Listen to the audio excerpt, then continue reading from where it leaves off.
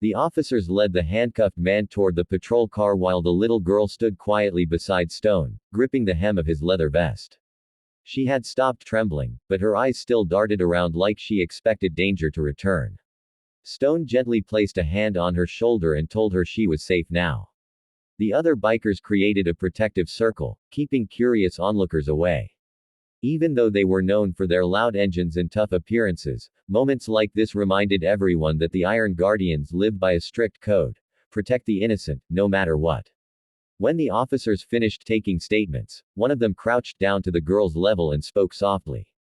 "Your mom is on her way. She's been worried sick." The girl's lips quivered, tears forming again, this time out of relief. Stone offered her a bottle of cold water from his bike's saddlebag and sat with her on the curb. She clutched the bottle with both hands, sipping slowly as she tried to steady her breathing. For the first time in hours, she looked like a child again instead of someone fighting to survive.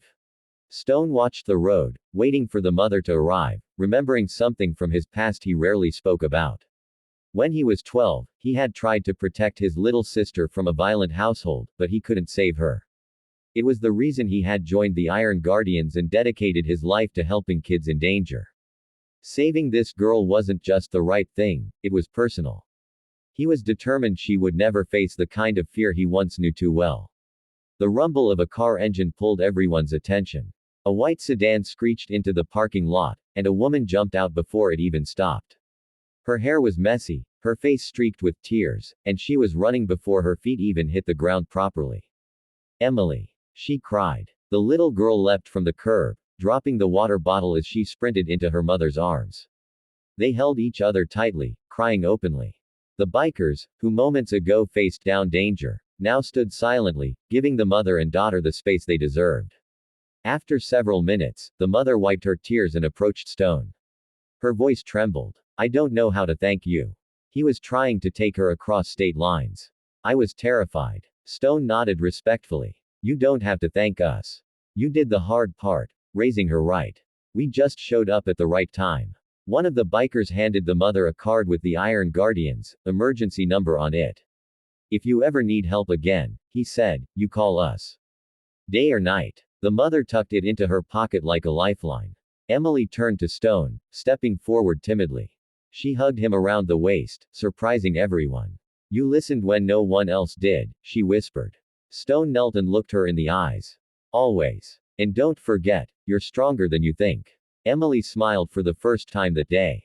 As the mother guided her daughter back to the car, the bikers stood watching, engines silent, hearts full. When the car finally pulled away, Stone put on his helmet and looked at his crew. "All right, Guardians," he said quietly.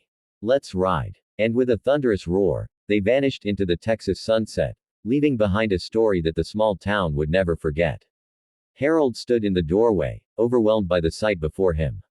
The three Apache women carried an air of dignity and ancient strength, their faces calm yet expressive with gratitude.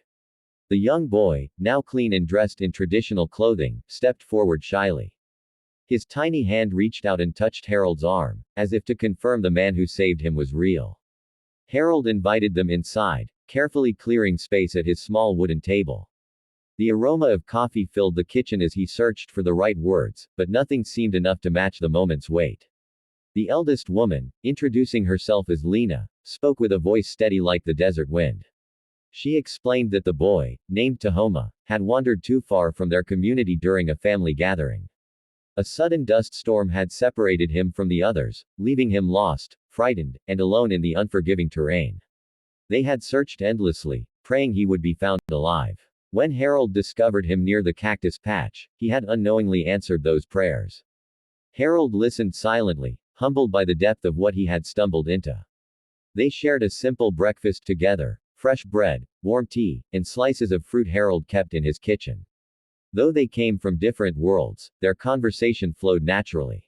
Lena's younger sister, Ayanna, spoke about their traditions, their celebrations, and how each child in the tribe was considered a blessing to the entire community. Harold, who lived alone after losing his wife years earlier, felt an unexpected warmth return to his home. The quiet house, once filled only with memories, now carried movement, voices, and something like family. Before leaving, Lena presented Harold with the woven blanket. The intricate patterns told stories of survival, unity, and generations of heritage. Harold held it carefully, running his fingers over the detailed stitching. She explained that such a gift was rarely given to outsiders and symbolized acceptance, honor, and a bond that could not be broken. Harold felt tears forming, embarrassed to wipe them away in front of guests, but the women's gentle smiles told him it was all right. Gratitude, after all, was a shared language. Days turned into weeks, and their visits became common. Sometimes they brought traditional food, other times, they simply came to sit on Harold's porch, watching the sunset paint the desert sky. Tahoma grew especially attached to him, often running to Harold with stories of what he learned in school or the tricks he taught his dog.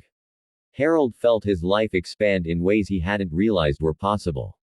The loneliness he once accepted as a permanent companion slowly dissolved, replaced by connection and belonging.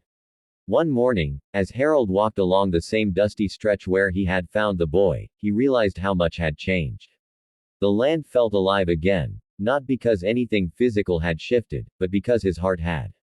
He understood now that saving Tahoma had not been a simple act of rescue. It had been the beginning of a new chapter. The tribe no longer visited out of obligation, they came because they saw Harold as part of their circle. A man who lived alone in the desert had unexpectedly gained a family, one bound not by blood, but by kindness, respect, and fate.